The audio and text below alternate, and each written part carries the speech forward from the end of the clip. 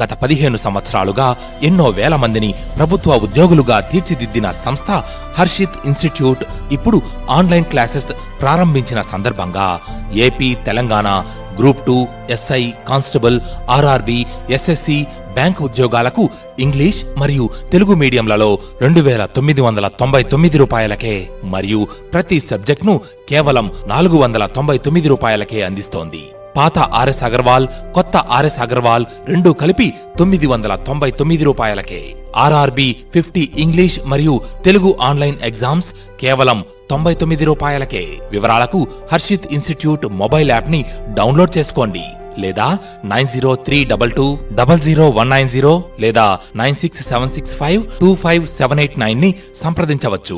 Harshit institute, Chuttugunta, Eluru road, Vijayawada. Hi friends, this is Ashok, mathematics faculty, Harshit institute. ఈరోజు మనము బీజగణితం ఆల్జిబ్రా గురించి డిస్కస్ చేద్దాం. సో ఇక్కడ బీజగణితంలో ఎస్పెషల్లీ మనకు 3 కేటగిరీస్ మనకు ఉంటాయి. ఇక్కడ 3 కేటగిరీస్లో మనకు వచ్చేసి ఫస్ట్ ఆఫ్ ఆల్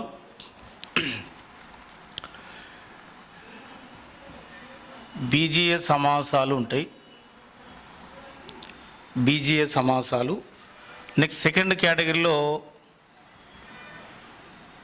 వర్గ ఘన సమీకరణాలు ఉంటాయి. నెక్స్ట్ థర్డ్ కేటగిరీలో మనకు స్పెషల్ ప్రొడక్ట్స్, ప్రత్యేక లబ్ధాలు అంటే బేసిక్ ఐడెంటిటీస్ ఉంటాయి. సో ఇక్కడ మనకు బీజీయ సమాసాల నుంచి మనకు వచ్చేసేది బహుపదులు అనేవి వస్తుంటాయి. సో దీని నుంచి బహుపదుల నుంచి మనకు వర్గ లేదా ఘన సమీకరణాలు ఉంటాయి. వాటి నుంచి మనకు బేసిక్ ఐడెంటిటీ మీద, ప్రత్యేక లబ్ధాల మీద క్వశ్చన్స్ ఉంటాయి. ఇక్కడ సో ఫస్ట్ ఆఫ్ ఆల్ మనకు బహుపదులు గురించి తీసుకున్నట్టయితే అసలు బీజగణిత ఆల్జిబ్రాలో మనకు ఉన్నటువంటి బేసిక్ టర్మినాలజీ అని చూద్దాం. బేసిక్ టర్మినాలజీ చూసినట్టయితే ఫస్ట్ ఆఫ్ ఆల్ మనకు స్థిర రాశులు ఉంటాయి. స్థిర రాశులు, కాన్స్టెంట్ వాల్యూస్ ఉంటాయి, కాన్స్టెంట్స్. ఈ స్థిర రాశులు అనేవి ఏ విధంగా తీసుకుంటాం? ఏదైనా ఎల్లప్పుడూ ఒక స్థిరమైన విలువను కలిగి ఉండేటువంటి పర్టిక్యులర్ వాల్యూ ఆల్వేస్ కలిగి ఉన్నటువంటి వాటిని స్థిర రాశులు అంటాం. సో ఫర్ ఎగ్జాంపుల్ మనకు 2 తీసుకున్నాం. 2 1/2 అంటే 1/2, 0 మీన్స్ 0, -5/4 మీన్స్ 5/4. ఇట్లా ఒక పర్టిక్యులర్ వాల్యూని ఆల్వేస్ ఉన్నటువంటి దాన్ని మనము స్థిర రాశులు అంటాం. సో నెక్స్ట్ చరరాశులు అనేవి ఉంటాయి. చరరాశులు అంటే వేరియబుల్స్ ఉంటాయి. వేరియబుల్స్ తీసుకున్నట్టయితే ఫ్రెండ్స్ ఇక్కడ చరరాశులు అనేది పర్టికులర్గా ఒక వాల్యూ అనేది ఉంటుంది వీటికి. ఫర్ ఎగ్జాంపుల్ మనం ఎక్స్ అన్నప్పుడు సమ్ ఆఫ్ ది క్వశ్చన్స్లో x = 1 అంటాం, 10 అంటాం, సంథింగ్. సో y, z ఇట్లా స్మాల్ ఆల్ఫాబెట్స్ ఏవైతే ఉన్నాయో వీటిని మనము చరరాశులుగా తీసుకుంటాం. అయితే ఇక్కడ స్థిర రాశులు, చరరాశుల నుండి మనకు వచ్చేటువంటి కాంబినేషన్ ఏవైతే ఉందో టర్మ్ అనేది వస్తుంది. టర్మ్ అంటే ఏంది? పదము. సో ఇక్కడ పదము అనేది ఎట్లా తీసుకుంటామంటే ఒకే ఒక స్థిర రాశి కానీ లేదా ఒకే ఒక చరరాశి కానీ స్థిర రాశులు కలిసి ఉంటే దాన్ని ఒక పదముగా చెప్పుకుంటాం. సో ఇట్లా మనకు టర్మ్ అనేది తీసుకున్నప్పుడు ఒకే ఒక స్థిర రాశి, ఓన్లీ 1 కాన్స్టెంట్ ఉండొచ్చు, ఓన్లీ 1 వేరియబుల్ ఉండొచ్చు. స్థిర రాశులు కాన్స్టెంట్ అండ్ వేరియబుల్స్ కలిసి ఉన్నప్పుడు దీన్ని మనం ఒక పదముగా తీసుకుంటాం. అయితే ఈ పదాల నుండి మనకు ఏర్పడేది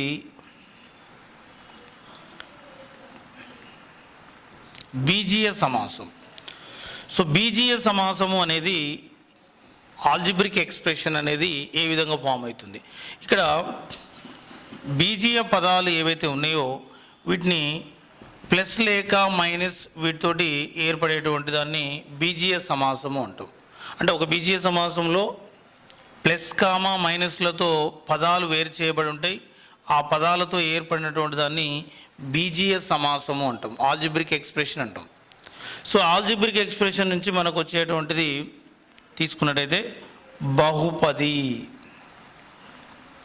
ఫ్రెండ్స్ ఇక్కడ మనం గమనించాల్సింది ఏంటంటే every algebraic expression is not a polynomial. అంటే ప్రతి బీజీయ సమాసం కూడా బహుపది కాదు, కానీ ప్రతి బహుపది కూడా ఒక బీజీయ సమాసం అవుతుంది. కాబట్టి ఇక్కడ మనం తీసుకున్నట్టయితే బహుపదికి బీజీయ సమాసానికి ఉన్నటువంటి what is the difference between, బహుపదిలో ఎప్పుడైనా కూడా మనకు ఎక్స్ యొక్క చరరాశి ఘాతాలు ధనాత్మకాలుగా ఉంటాయి, ధనాత్మకాలుగా అంటే పాజిటివ్ ఇంటిజర్స్గా ఉంటాయి. అయితే ఫర్ ఎగ్జాంపుల్ మనము ఇప్పుడు X square plus 1/x plus 1 ఉంది. X square plus 1/x plus 1 అనేది ఓన్లీ ఆల్జిబ్రిక్ ఎక్స్ప్రెషన్ అవుతుంది. So x³ plus 2x² minus 3x plus 1 అనేది ఒక బీజీయ సమాసం అవుతుంది మరియు బహుపది అవుతుంది. x² ప్లస్ 1/x ప్లస్ 1 అనేది ఓన్లీ బీజీయ సమాసం మాత్రమే అవుతుంది. సో ఇక్కడ ఉన్న డిఫరెన్స్ ఏంటంటే మనం మేజర్గా గుర్తుపెట్టుకోవాల్సింది అంటే మనకు క్వశ్చన్ అడగవచ్చు, which of the following polynomial అంటాడు. అంటే ఈ క్రింది వాటిలో బహుపది అయ్యేది అంటాడు. బహుపది అయ్యేది అనుకున్నటువంటి మేజర్ క్యారెక్టరిస్టిక్ ఏంది, అసలు జనరల్గా ఒక బీజీయ సమాసం బహుపది కావాలంటే ఉండే పర్టికులర్ ఐడెంటిటీ ఏముండాలంటే అక్కడ చరరాశి హారంలో ఉండొద్దు, చరరాశి హారంలో ఉండొద్దు. నెక్స్ట్ ఏదైనా ఒక చరరాశి ఘాతము ఫ్రాక్షన్ ఉండొద్దు. సో ఇక్కడ చూసినట్టయితే ఫ్రెండ్స్ మనం రూట్ ఎక్స్ని we taken it as x⁻1/2 రాయొచ్చు. అంటే మనం చెప్పుకున్నటువంటి కండిషన్ ఏంటంటే బహుపదిలో ఉండేటువంటి చరరాశి ఘాతాలు ఏవైతే వేరియబుల్ ఎక్స్పోనెంట్స్ అనేవి ఆల్వేస్ పాజిటివ్ ఇంటిజర్స్గా మాత్రమే ఉండాలి. మనం ఇంటిజర్స్ తీసుకున్నట్టయితే z మనకు ఉన్నటువంటి ఇంటిజర్స్ ఏంటి డాష్. సో -2 -1 0 1 2 3 డాష్ ఉంటాయి. అంటే ఇలా పాజిటివ్ వాల్యూస్ ఏంది 0 1 2 3 డాష్. సో పాజిటివ్ ఇంటిజర్స్ మాత్రమే చరరాశి ఏదైతే వేరియబుల్స్ ఉన్నాయో వాటి ఎక్స్పోనెంట్స్ ఉన్నప్పుడు దాన్ని బహుపది అంటాం. సో బహుపదికి ఉన్నటువంటి నెక్స్ట్ క్యారెక్టరిస్టిక్ ఏముంటో చూద్దాం. సో ఒక బహుపది తీసుకున్నప్పుడు ఆ బహుపదికి ఏముంటో చూసినట్లయితే డిగ్రీ ఆఫ్ పాలినామియల్ ఉంటుంది, అంటే బహుపది యొక్క పరిమాణము అనేది ఉంటుంది. ఒక బహుపది ఏదైనా ఫర్ ఎగ్జాంపుల్ మనము x⁻4 - 5x³ plus 2x² minus 3x plus 6 ఈ బహుపది తీసుకున్నట్టయితే దీని యొక్క పరిమాణంని ఆర్డర్ ఆర్ డిగ్రీ అంటాం. సో పరిమాణం అనేది ఏంటంటే ఒక బహుపదిలోని ఏ పదం యొక్క గరిష్ట ఘాతం ఏదైతే ఉందో ఒక పదం యొక్క గరిష్ట ఘాతాన్ని ఆ బహుపది యొక్క పరిమాణము అంటాం. అంటే మనకి ఇచ్చినటువంటి బహుపది యొక్క పరిమాణం వచ్చేసి 4 అవుతుంది. నెక్స్ట్ ఇక్కడ బహుపది పరిమాణం ఉద్దేశించి మనకున్నటువంటి కాన్సెప్ట్ ఏముంటుంది చూసినట్టయితే ఇప్పుడు ఇక్కడ స్థిర బహుపది ఉంటుంది. స్థిర బహుపది అంటే కాన్స్టెంట్ పాలినామియల్. ఫర్ ఎగ్జాంపుల్ 2 అనుకున్నాం. 2 అనేది స్థిర బహుపది అంటే కాన్స్టెంట్ పాలినామియల్. దీని యొక్క పరిమాణం ఏంది 0 అవుతుంది. పరిమాణం వచ్చేసి 0 అవుతుంది, ఎందుకంటే there is no x variable power exponent 0, nothing means 0. Next రేఖీయ బహుపది ఉంటుంది. రేఖీయ బహుపది అనేది మనకు ఈ ఫామ్లో ఉంటుంది 2x + 3 అంటే జనరల్గా ax + b ఈ స్టాండర్డ్ ఫామ్లో ఉంటుంది. సో రేఖీయ బహుపది యొక్క పరిమాణం అనేది మనకు x యొక్క ఘాతం 1 కాబట్టి ఇక్కడ పరిమాణం అనేది 1గా ఉంటుంది. రేఖీయ బహుపది దీన్ని రేఖీయ బహుపది దీని యొక్క స్టాండర్డ్ ఫార్ములేషన్ ax + b ఫామ్లో ఉంటుంది. x యొక్క ఘాతం 1 కాబట్టి దీన్ని పరిమాణం వచ్చేసి 1 అంటాము. నెక్స్ట్ వర్గ బహుపది అని ఉంటుంది. సో వర్గ బహుపది తీసుకున్నట్టయితే ax² + bx + c ఫామ్లో ఉంటుంది. ఇక్కడ a ≠ 0 అంటే ఫర్ ఎగ్జాంపుల్ మనము 3x² + 4x + 5 తీసుకున్నాం. సో దీని యొక్క పరిమాణం వచ్చేసి ఎంత అవుతుంది, పరిమాణం వచ్చేసి 2 అవుతుంది. కాబట్టి దీని వర్గ బహుపది అంటాము. వర్గ బహుపది లేదా క్వాడ్రాటిక్ పాలినామియల్ అంటుంటాం. ఇంకా తీసుకున్నట్టయితే మనకు ఘన బహుపది ఉంటుంది. సో ఘన బహుపది తీసుకున్నట్టయితే ax³ + bx² + cx + d ఫామ్లో ఉంటుంది. సో ఇక్కడ ఘన బహుపది యొక్క పరిమాణం తీసుకున్నట్టయితే ఎంతో 3 ఉంటుంది. నెక్స్ట్ దీంట్లో ఎన్నవ పరిమాణ బహుపది అంటాం. ఎన్నవ పరిమాణ బహుపది తీసుకున్నట్టయితే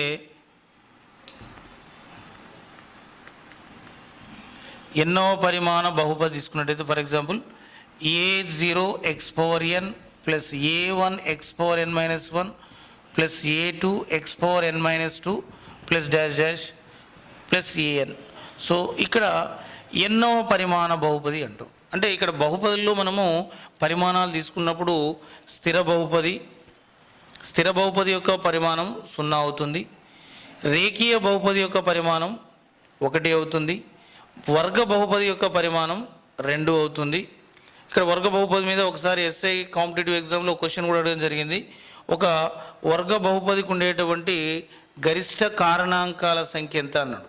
ఇక్కడ కారణాంకాల సంఖ్యను చూడండి, మనకి ఇచ్చినటువంటి బహుపది పరిమాణం ఎంత ఉందో ఆ పరిమాణానికి ఈక్వల్గా కారణాంకాలు అనేవి ఉంటాయి.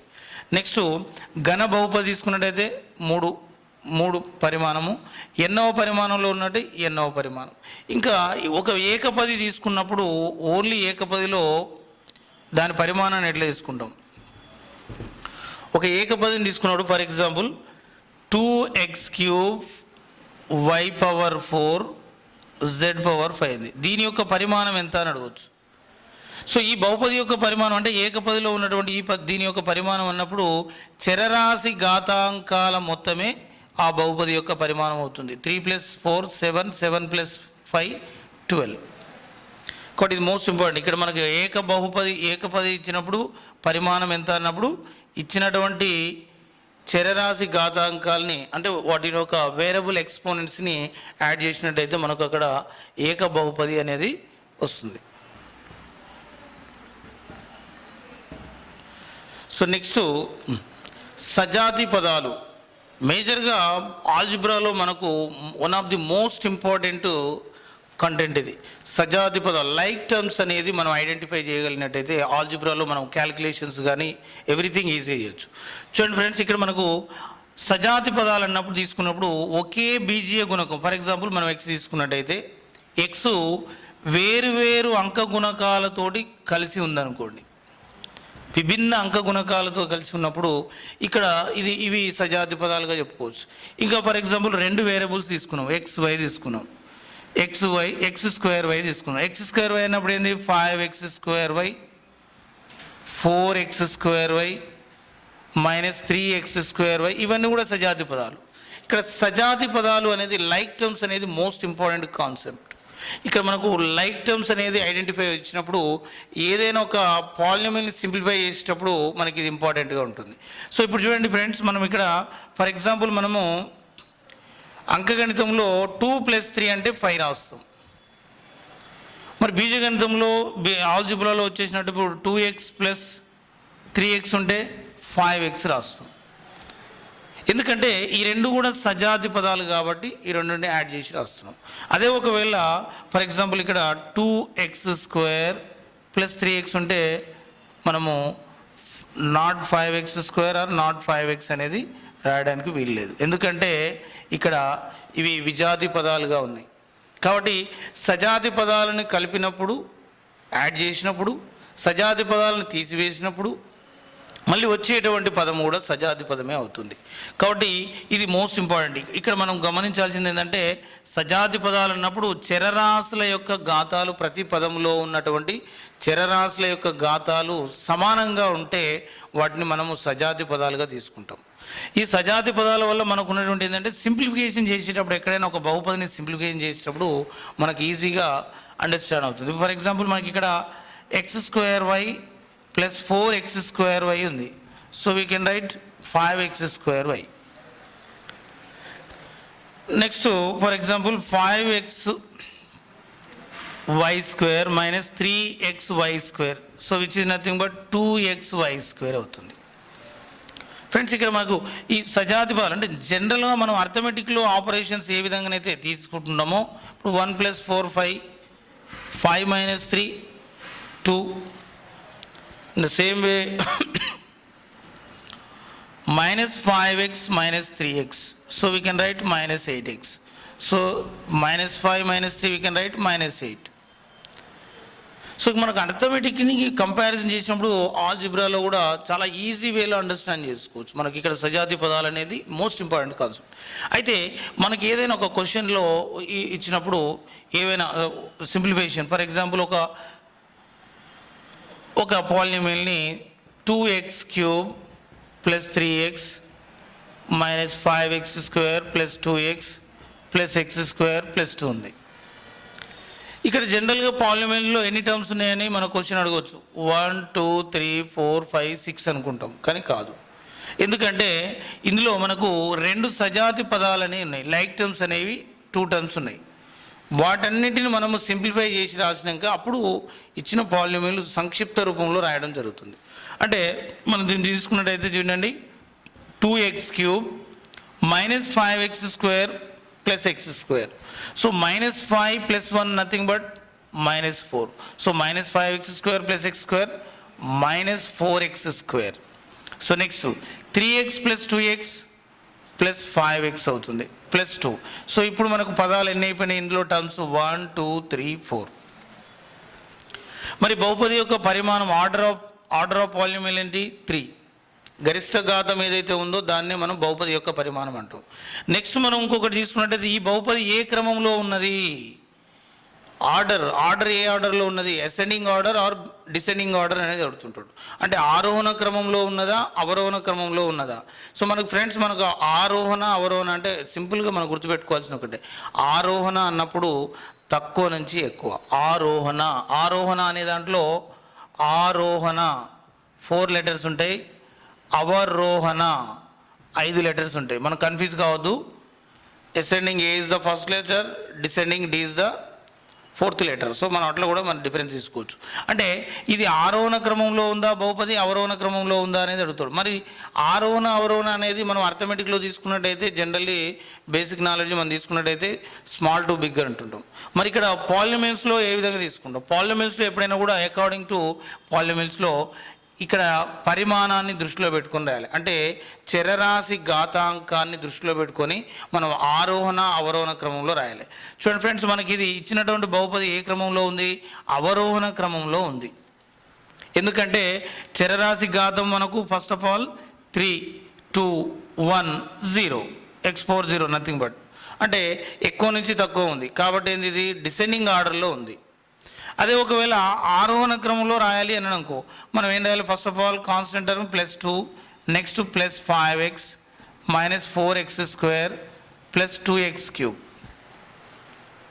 సో ఇది అసెండింగ్ ఆర్డర్లోకి వస్తుంది, అంటే తక్కువ నుంచి ఎక్కువ. అంటే ఇక్కడ ఏదైనా పాలినామియల్ ఇచ్చినప్పుడు దాన్ని ఆరోహణ అవరోహణ క్రమంలో రాయాలి అనుకున్నప్పుడు మనం చరరాశి ఘాతాంకాలను దృష్టిలో పెట్టుకొని రాయాల్సి ఉంటుంది.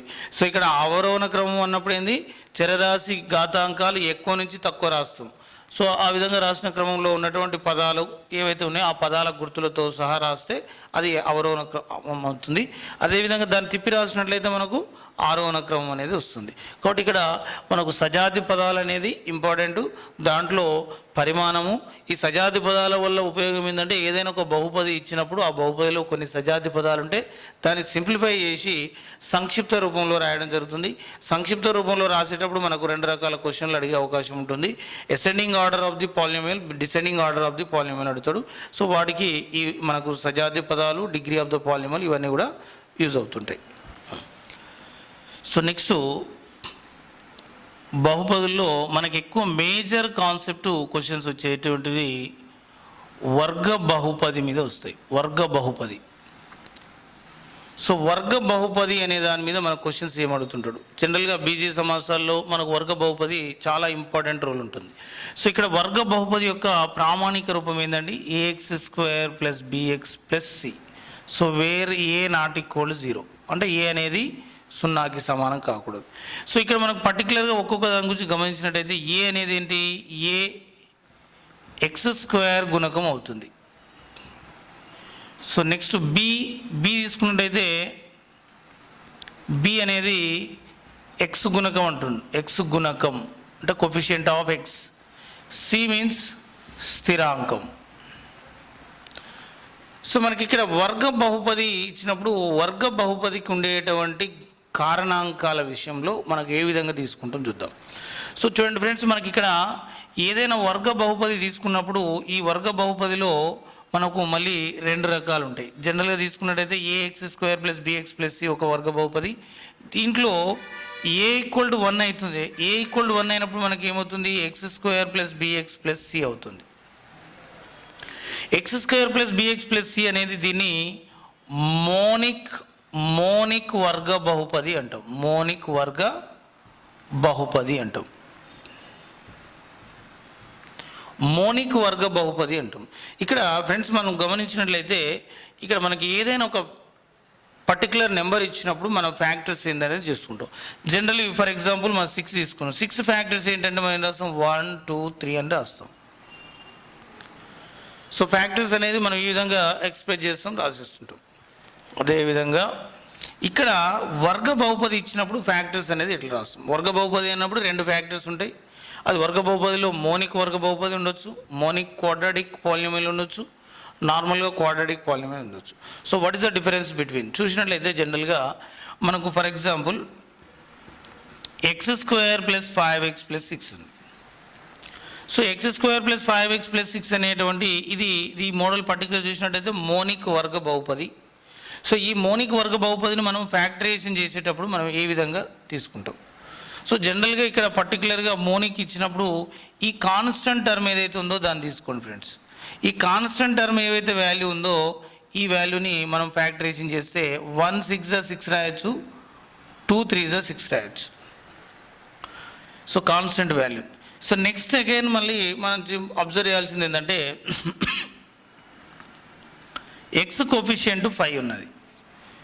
సో 5 అనేది మనం తీసుకున్నట్లయితే ఇక్కడ ఈ ఫ్యాక్టరైజేషన్ ఏదైతే మనం కాన్స్టెంట్ వాల్యూని ఫ్యాక్టరైజేషన్ చేసినామో ఈ ఫ్యాక్టర్స్లో any 2 of them any set of them pair of factors sum of 5 అవుతుందా లేదా చెక్ చేసుకోండి. ఇప్పుడు 2 + 3 5 అవుతుంది, 1 + 6 7 అవుతుంది. కాబట్టి మనకు 1 and 6 అవసరం లేదు, 2 + 3 అవసరం.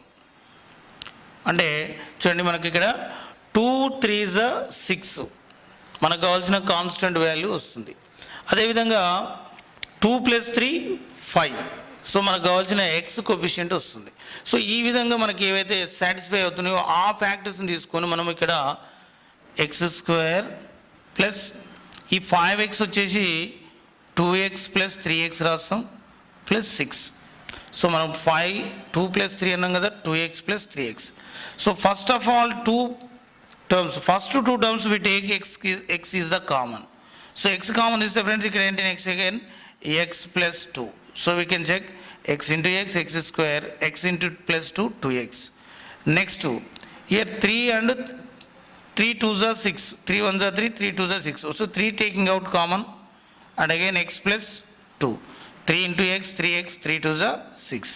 So x + 2 2 ఫ్యాక్టర్స్ ఉన్నాయి కాబట్టి ఒక ఫ్యాక్టర్ కామన్ తీస్తే సో నెక్స్ట్ మనకు రిమైనింగ్ x + 3 అంటే x + 2 ఆఫ్ x + 3 ఇట్లా ఫ్యాక్టర్స్ వచ్చినాయి. సో దీన్ని మనం ఇంత పర్టికులర్గా ఇన్ని స్టెప్స్ కాకుండా వెరీ సింపుల్గా మనము ఆన్సర్ని ఎట్లా చూజ్ చేసి చూద్దాం. సో మనకి ఇక్కడ ఎప్పుడైతే మనకు 6 and 5 మ్యాచింగ్ ఎప్పుడైతే అయిందో ఇక్కడ 5కి మ్యాచింగ్లో ఏం తీసుకున్నాము, 2 + 3 తీసుకున్నాం. సో 2 + 3 అన్నప్పుడు ఫ్రెండ్స్ ఎక్స్కు మనం ఎక్స్ పక్కన ఫ్యాక్టర్స్ రాయాల్సి ఉంటుంది. సో x + 2 కాబట్టి x + 2, నెక్స్ట్ x + 3 కాబట్టి x + 3. సో ఈ రెండు ఫ్యాక్టర్స్ మనకు x² + 5x + 6 అనే దానికి ఫ్యాక్టర్స్గా ఉంటాయి. అట్లా ఇందులో మనకు 4 టైప్స్లో ఉంటుంది. జనరల్గా మనకి ఇక్కడ x² + 5x + 6 ఉంది. ఇంకొక మోడల్లో చూసినట్టయితే ఇదే క్వశ్చను x² - 5x + 6 ఉండొచ్చు. అంటే ఇక్కడ బోత్ అబ్జర్వ్ చేయాల్సింది ఏంటంటే ప్లస్ ఇయర్ -+. సో ఈ రెండు సెటప్ ఒకటే. సో ఇక్కడ ప్లస్ ఉన్నప్పుడు మనకు ఫ్యాక్టర్స్ ఏమొచ్చినాయి, x + 2 x + 3. అంటే ఫర్ ఎగ్జాంపుల్ ఇక్కడ 6ని మనం తీసుకున్నట్టయితే 6 సేమ్ ఇయర్ ఆల్సో 1 6 6, 2 3 6. సో మనకి ఎక్స్ కోఫిషియంట్ వచ్చేసి ఇక్కడ ఏంటి నెగిటివ్ ఉంది, నెగిటివ్ -5. మరి -5కి ఏది సూటబుల్ అవుతుంది, ఇక్కడ -5 we taken it as -2 - 3. So -2 - 3. చూడండి ఫ్రెండ్స్, మనకి ఇక్కడ ఎప్పుడైతే మైనస్ ఈ ఎక్స్ కోఫిషియంట్ ఎప్పుడైతే మనం టాలీ చేసుకున్నామో దెన్ ఆఫ్టర్ మనం ఫ్యాక్టర్స్ ఈజీగా రాసేయచ్చు. ఏం రాస్తున్నాము, X minus 2 of and X minus 3. So ఇట్లా మనకు ఫ్యాక్టర్స్ అనేది ఈ ఇచ్చినటువంటి ఏదైతే క్వాడ్రాటిక్ పోలినోమియల్ ఏదైతే ఇచ్చిండో దాంట్లో ఫ్యాక్టర్స్ అనేది అడిగినప్పుడు ఒక ఫ్యాక్టర్ అనవచ్చు, 2 ఫ్యాక్టర్స్ అడగవచ్చు. సో మనకి ఇక్కడ గుర్తుపెట్టుకోవాల్సింది ప్లస్ ప్లస్ ఉన్నప్పుడు బోత్ ఆఫ్ పాజిటివ్ ఉంటాయి, 2 ప్లస్ ఉంటున్నాయి. సో మైనస్ ప్లస్ అనేది గుర్తుపెట్టుకోండి, మైనస్ ప్లస్ అనేది గుర్తుపెట్టుకుంటే ఇక్కడ కూడా 2 నెగిటివ్ ఉంటాయి. కాబట్టి ఇక్కడ దీన్ని ఈ మోడల్లో ఇచ్చినప్పుడు 2 నెగిటివ్ వస్తాయి కాబట్టి factors x minus 2 x minus 3. Next for example other example తీసుకున్నట్టయితే ఇక్కడ మనం గమనించాల్సింది ఏంటంటే ఈ 2 సెట్లు ఈ 2 మోడల్స్లో మనం ఒక సిమిలర్ థింకింగ్ ఏముంది, similar. For example x² + 7x + 12 and again x² - 7x + 12. So రెండిట్లో మనకు ఉన్నటువంటి సిమిలారిటీ ఏముంది చూద్దాం.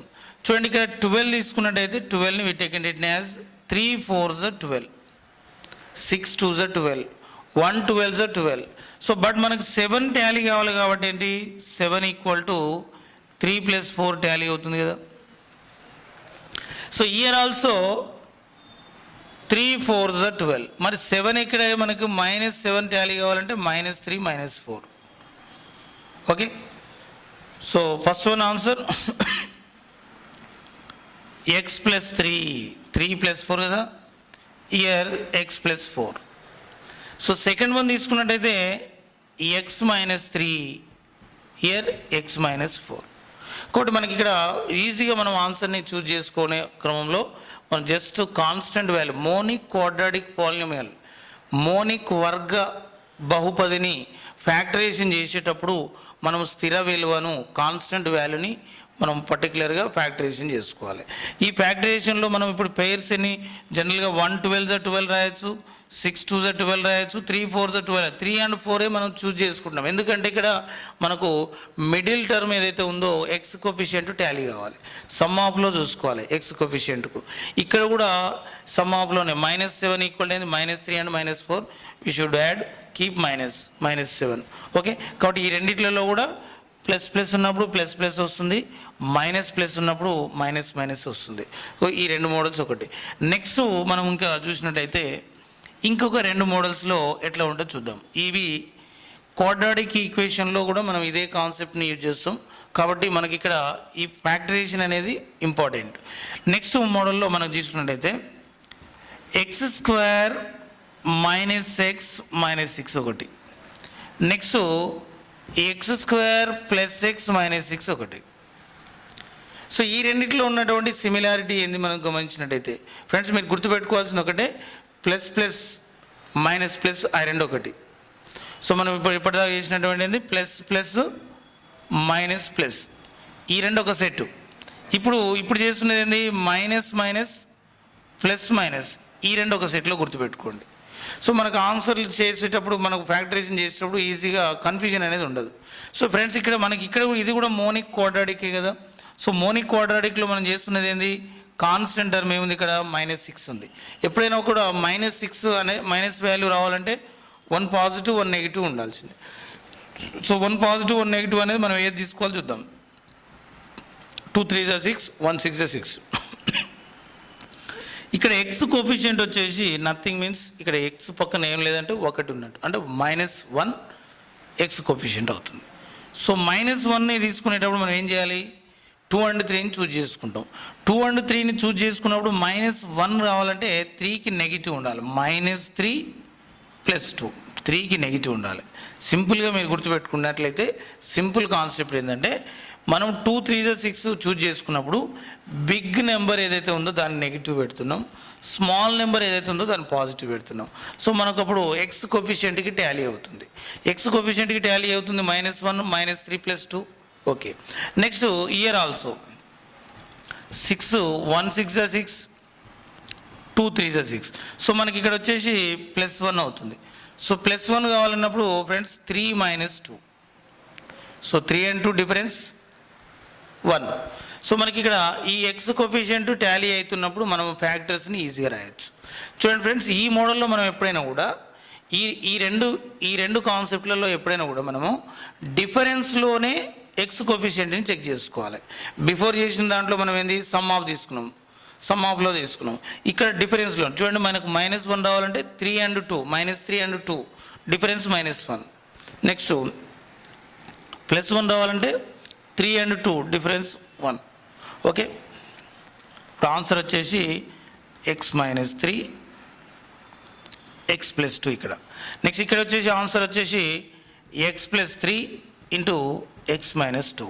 ఇట్లా మనం ఫ్యాక్టర్స్ని ఈజీగా ఐడెంటిఫై చేయొచ్చు. ఈ విధంగా ఇంకా సమ్ మోర్ ఎగ్జాంపుల్ తీసుకున్నట్టయితే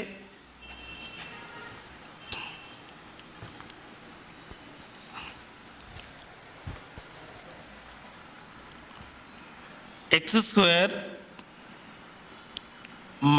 x - 20.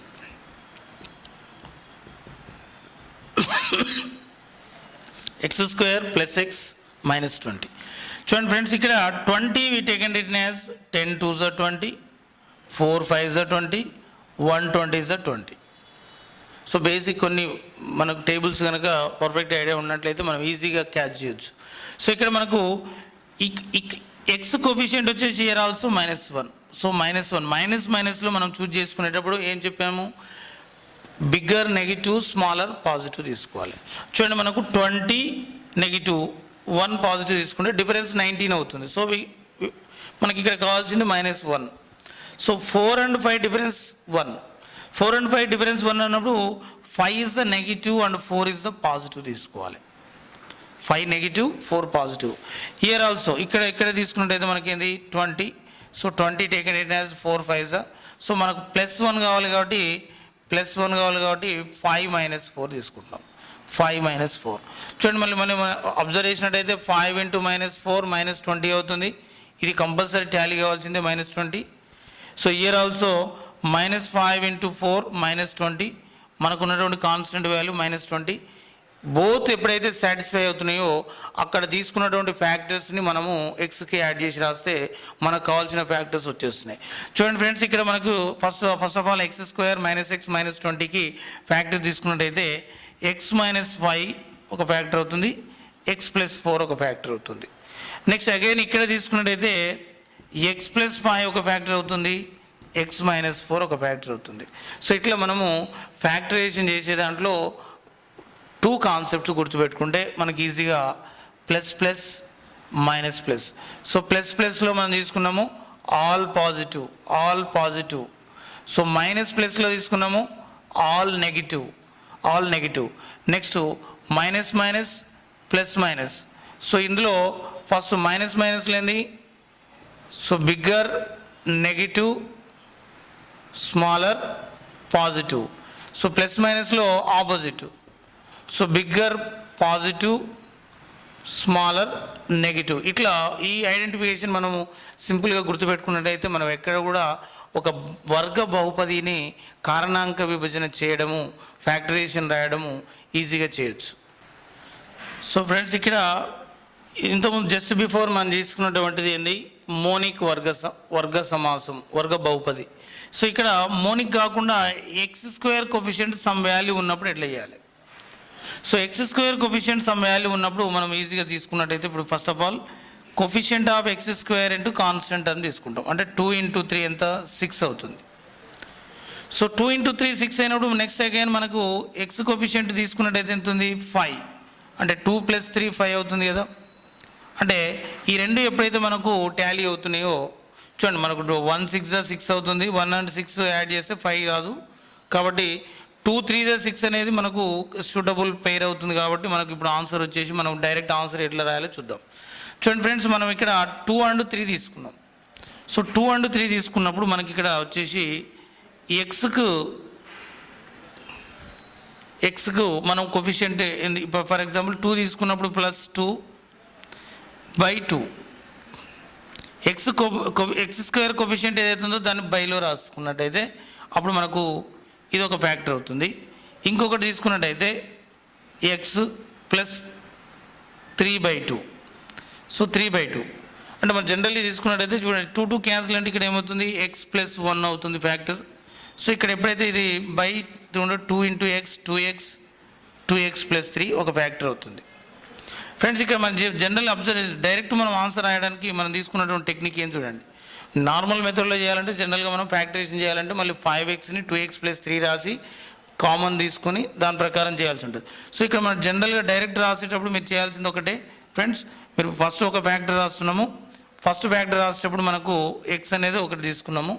దీనికి వాల్యూ మనం తీసుకున్నట్టయితే ఒక ఫ్యాక్టర్ రాసేటప్పుడు x అనేది తీసుకున్నప్పుడు ఇక్కడ 2 ఒక చూజ్ చేసినాము బై 2 అంటే x² కోఎఫిషియంట్ని బై చేయాలి =1 అవుతుంది. సో x వాల్యూ 1 తీసుకున్నప్పుడు ఇక్కడ ఏంటి x+1 ఒకటి అవుతుంది, ఒక ఫ్యాక్టర్ అవుతుంది. నెక్స్ట్ రెండో తీసుకుంటున్నాము 3 తీసుకున్నాము, 3కి బై 2 చేసాం, 3/2నే అవుతుంది. 3/2 అన్నప్పుడు దీన్ని ఎక్స్కి లింక్ చేసి రాసేటప్పుడు ఫ్యాక్టర్ అవుతుంది బై 2 అనేది 2x అవుతుంది, 2x+3 పాజిటివే కాబట్టి. మళ్ళీ అగైన్ మీరు చెక్ చేసుకున్నట్టయితే x ఇంటూ 2x² 1 3 is 3.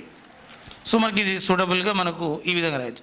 ఇక్కడ నెక్స్ట్ సేమ్ ఇయర్ ఆల్సో ఇందులో మనకు ఫస్ట్ ఆఫ్ ఆల్ ప్లస్లో ఉన్నప్పుడు బోత్ పాజిటివ్ వస్తాయని చెప్పుకున్నాం. మరి -+ ఉన్నప్పుడు బోత్ నెగిటివ్ వస్తాయి. సో బోత్ నెగిటివ్ వస్తే ఇక్కడ కూడా సేమ్ 2 3 is 6 అవుతుందండి. మరి 5 చెక్ చేసినప్పుడు ఏంది -5 = -2 -3 -5 అవుతుంది. సో మనం ఫ్యాక్టర్స్ రాసేటప్పుడు ఇక్కడ ఫస్ట్ ఫ్యాక్టర్ రాసేటప్పుడు ఎక్స్కి ఏంది 2 -2/2 అంటే 1, so -1.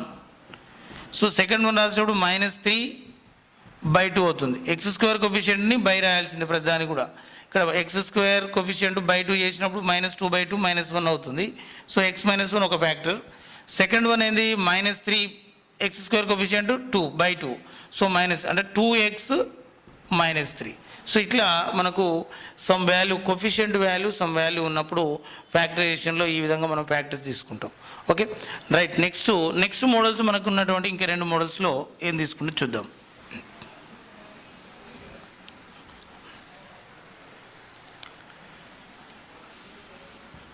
(3x² + 2x - 8). So next one 3x² - 2x - 8. So దీంట్లో మనకు ప్లస్ మైనస్ ఇది తీసుకున్నాం. ఈ ఆర్డర్లో తీసుకున్నప్పుడు మనకి జనరల్గా ఫస్ట్ ఆఫ్ ఆల్ ఎక్కడైనా కూడా కాన్స్టెంట్ టర్మ్ని కోఎఫిషియంట్ ఆఫ్ x² తోటి మల్టిప్లై చేయాల్సిందే. సో 24. సో 24 వచ్చినప్పుడు 24ని ఇంకా ఫ్యాక్టరైజేషన్లో ఏం రాయొచ్చు అండి 6 4s 24. నెక్స్ట్ ఏంటి 2 12s 24. Next 8 3s 24. Next 1 24s 24. మనం ఇన్ని విధాలుగా రాసుకోవచ్చు. కానీ ఇందులో మనకు పర్టిక్యులర్ పైర్ ఆఫ్ ఫ్యాక్టర్స్ ఏది యూజ్ అవుతుంది అనేది ఇంపార్టెంట్. మనకి ఏది యూజ్ అవుతుందంటే చూడండి మనకు 2x కోఎఫిషియంట్ ఉన్నది అంటే డిఫరెన్స్ 2 ఉన్నది ఏది తీసుకున్నాం 3 and 8 డిఫరెన్స్ 5 అవుతుంది కాబట్టి యూజ్ కాదు. 6 and 4 డిఫరెన్స్ 2 అవుతుంది. సో మనకి ఏది -2 కావాలి, వీ నీడ్ -2. సో -2ని 6 and 4ని ఏ విధంగా తీసుకోవచ్చు మనము -6 + 4గా తీసుకోవచ్చు. సో -6 + 4. ఫ్రెండ్స్ ఇప్పుడు దీని ఫ్యాక్టర్స్ రాసేటప్పుడు చూడండి -6/3 తీసుకుంటే ఏమవుతుంది -2 అవుతుంది, 3 1s 3 2s. ఇంకొకటి 4/3 అంటే 4/3 అంటే ఒక ఫ్యాక్టర్ ఏంటి x -2 అవుతుంది. ఇంకొక ఫ్యాక్టర్ /3 అనేది ఎప్పుడైనా కూడా x కోఎఫిషియంట్గా రాస్తాము. నెక్స్ట్ ఫ్యాక్టర్ 3x + 4 అవుతుంది, 3x + 4 అంటే మనం చూడండి ఇక్కడ x² కోఎఫిషియంట్ వాల్యూ ఏదైతుందో అది ఖచ్చితంగా బై తీసుకున్నప్పుడు మనం ఫైనల్గా వచ్చిన రిజల్ట్నే ఫ్యాక్టర్గా రాసేటప్పుడు xకి యాడ్ చేసి రాస్తాం. Okay next same year also ఇక్కడ 3 8s 24. ఫ్రెండ్స్ ఇక్కడ మనం చూడాల్సింది ఏంటంటే -24 ఇక్కడ -24 అంటే చూడండి -6 + 4 -24 అంటే మనకు ఉన్నటువంటి x² coefficient and constant term value ఏదైతే ఉందో ఆ వాల్యూకి ఈక్వల్ అయ్యేటట్టు ప్లస్ x కోఎఫిషియంట్ సమ్లో తీసుకున్నప్పుడు డిఫరెన్స్లో తీసుకున్నప్పుడు దాన్ని ఈక్వల్ అయ్యేటట్టు మనం ఫ్యాక్టర్స్ని చూస్ చేసుకుంటున్నాం. నెక్స్ట్ ఇక్కడ కూడా మనము 3 8s 24.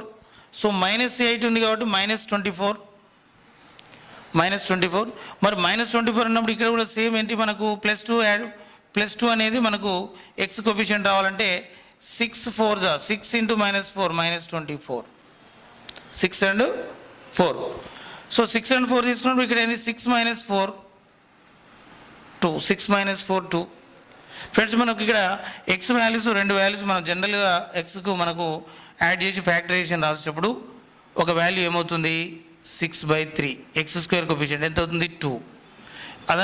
Another value -4/3. సో మనం ఫ్యాక్టర్స్లో రాసేటప్పుడు ఎక్స్ +2 ఉంది కాబట్టి +2. నెక్స్ట్ ఇయర్ /3 ఉన్నప్పుడు బై వాల్యూ ఏదైతే ఉందో ఎక్స్ కోఫిషియంట్గా రాయాలి ఫ్యాక్టరైజేషన్లో. బై వాల్యూ 3 ఉంది కాబట్టి 3x. నెక్స్ట్ ఏముంది -4. సో ఇట్లా మనకు x² కోఫిషియంట్ వాల్యూ ఏదైనా సమ్ వాల్యూ ఉన్నప్పుడు ఈ విధంగా మనం ఫ్యాక్టరైజేషన్ అనేది చేయడం జరుగుతుంది.